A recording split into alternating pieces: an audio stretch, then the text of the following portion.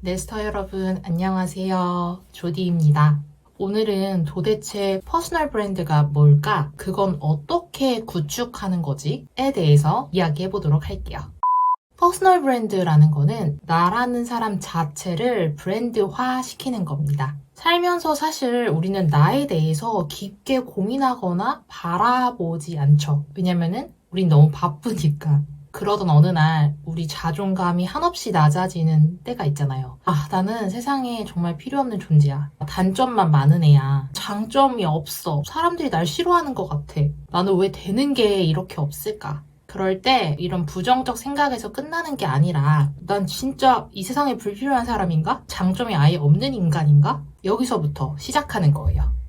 퍼스널 브랜드를 자기 혼자 구축할 수도 있고 주위 사람들의 도움을 받아서 시작할 수도 있어요. 1단계, 나의 장점과 단점에 대해서 주위 사람들한테 물어보세요. 저는 예전에 대학원 다닐 때 퍼스널 브랜딩 수업이 있어서 친구들한테 굉장히 편안하게 물어볼 수 있었어요. 내 장점이 뭐니? 단점이 뭐니? 이거 과제야. 꼭 해줘야 돼. 이런 식으로.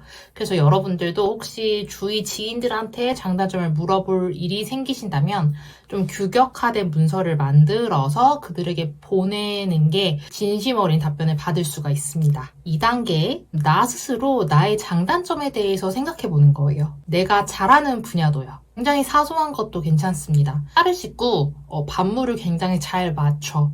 이것도 여러분이 잘하는 분야가 될 수 있답니다. 또는 나는 소심한 성격이지만 그래서 세심하고 꼼꼼해서 친구들 이야기를 굉장히 잘 들어주고 상담도 잘해. 이걸로 퍼스널 브랜딩을 하실 수 있다는 얘기죠. 3단계, 그것에 관련된 컨텐츠를 만든다고 생각하고 생각나는 걸 하나하나 적어보세요. 예를 들어서 나는 경제학과를 나왔어요. 또는 통계학과를 나왔어요. 그렇다 할 장점은 따로 없지만 숫자, 수, 연산이 강하다고 쳐봐요. 그러면 엄마의 가계부를 들춰보는 컨텐츠를 만들 수도 있겠고 친구들의 씀씀이를 비교 분석하는 컨텐츠도 만들 수 있겠죠. 또는 10,000원 갖고 일주일을 버티는 통계학과 학생의 일주일 이런 컨텐츠도 충분히 생산하실 수 있습니다. 컨텐츠는요, 글이 될 수도 있고 영상이 될 수도 있습니다. 그 다음 4번째, 컨텐츠를 확산시킬 플랫폼을 정하는 거예요. 요즘에 많죠. 인스타그램이 될 수도 있고 네이버 블로그 또는 유튜브도 될 수도 있고요. 개인 홈페이지를 만들어 보실 수도 있습니다. 마지막 단계에서는 퍼스널 브랜드를 구축하고 널리 알리기 위해서 꾸준히 컨텐츠를 생산하는 겁니다. 쉽게 저를 예로 들어볼게요. 친구들은 저의 장점을 기획력이 좋고 추진력이 빠르다라고 이야기를 했어요. 반면 단점은 일에 대해서 디테일하고 세분화적인 그런 부분이 모자른다 이렇게 대부분 응답을 했습니다. 단점을 극복하기 위해서 스케줄을 조금 더 디테일하고 꼼꼼하게 만드는 게 좋을 것 같다라고 조언을 해줬고 장점을 가지고는 프로젝트를 만들어서 빨리 일을 꾸리는 어떤 사업화 능력이 좋을 것이다 라고 응답을 해줬습니다. 신기하게도 제가 생각하는 저의 장단점하고 또 친구들이 생각하는 장단점이 같은 거예요. 그래서 저는 좀 더 쉽게 제가 좀 잘하는 걸 찾을 수 있었어요. 당시에 저는 퍼스널 브랜딩을 조금 더 구축화하고 싶다 이런 마음을 가졌었을 때 네덜란드에서 유학생활을 끝내고 막 한국에 귀국했었던 그때였거든요. 이 네덜란드 정보를 좀 사람들하고 공유하고 싶다는 생각이 컸어요. 그래서 셋불도 당김에 빼라 강한 추진력, 제 장점을 가지고 정말 빨리 이 컨텐츠를 만들기 시작했습니다. 플랫폼은 유튜브로 선택했고 단점을 보완하기 위해서 저는 컨텐츠를 꾸준히 양산하기로 마음먹었습니다. 사실 컨텐츠를 지속적이고 하는 분들이 많이 없더라고요. 결과적으로 꾸준히 하다 보면 누구든지 전문성이 자연스럽게 생길 수밖에 없다는 것도 저는 인지하게 됐습니다.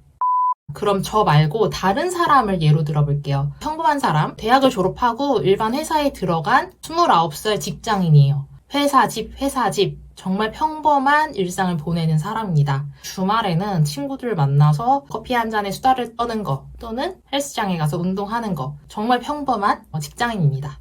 이런 사람도 자기를 브랜드화 시킬 수 있습니다. 지인들이 보기에 또는 자기가 생각하기에도 너무 평범한 사람이에요. 그러면 평범한 사람의 안 평범한 일상 이렇게 컨텐츠를 잡으실 수도 있고 아니면 평범한 직장인의 애환 이런 식으로 브랜딩을 잡으실 수도 있어요. 먼저 평범한 직장인의 안 평범한 일상 이걸로 좀 브랜드화 시킨다면 일주일에씩 새로운 도전하는 그런 영상을 만들어서 올리거나 글을 쓰는 거예요. 아주 사소한 것부터 나는 원래 별다방에 주로 가는 사람인데 오늘은 엔젤리너스를 가봤다. 일주일에 책 10권을 읽었다.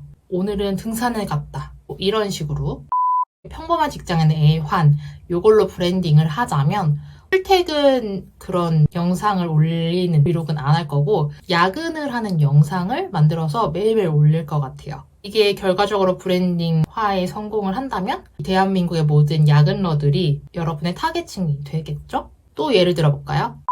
이번에는 직장인이 아니라 취준생. 나는 3년 동안 취업을 준비하는 사람인데 자존감이 굉장히 많이 떨어진 상태예요. 보통 이런 분들은 자존감이 낮아졌지만 아주 큰 장점을 가지고 있어요. 대부분이 끈기라는 걸 가지고 있습니다. 왜냐하면 아무도 쉽사리 오랫동안 꾸준히 무언가를 하기란 정말 어려워요. 그런데 취업준비생들은 그 길을 계속 걷고 있는 거잖아요. 끈기라는 걸 가지고 자기를 브랜딩화 시킬 수 있습니다. 내가 가고 싶어 하는 회사 또는 업계가 화장품 쪽, 뷰티 쪽이라고 가정해볼게요. 한 주는 내가 정말 가고 싶은 회사를 리뷰하는 거예요. 그 다음 주는 화장품 업계의 상품들을 비교 분석하는 영상을 업로드하거나 글을 써보고요. 어떤 날은 배짱있게 땡땡 화장품 회사의 인사팀에 이메일을 넣어보았다. 이런 식으로 컨텐츠를 만드실 수도 있고 그래서 이렇게 꾸준히 컨텐츠를 양산하다 보면 퍼스널 브랜드가 생기는데 지금 예를 든 경우는 화장품 업계에 들어가고 싶은데 계속 실패하고 있는 어느 취준생 이런 식으로 퍼스널 브랜드가 잡히게 됩니다. 요즘 시대는 꾸준히 이런 컨텐츠를 만들고 업로드 하다 보면 그 누구라도 관심을 가질 수밖에 없는 시대거든요. 그래서 퍼스널 브랜딩이 정말 중요합니다.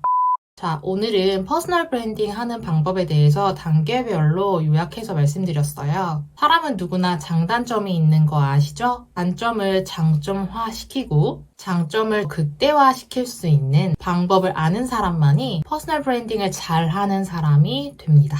아주 사소한 거라도 여러분 괜찮습니다. 네스터 여러분은 이미 여러분만의 색깔을 가지고 있으실 거예요. 이 영상을 통해서 그 색을 조금 더 시각적으로 사람들에게 보여줄 수 있게 여러분의 브랜드를 만드시면 좋겠습니다. 그럼 여러분 저는 다음에도 유용한 영상 가지고 오겠습니다. 오늘도 수고 많으셨습니다.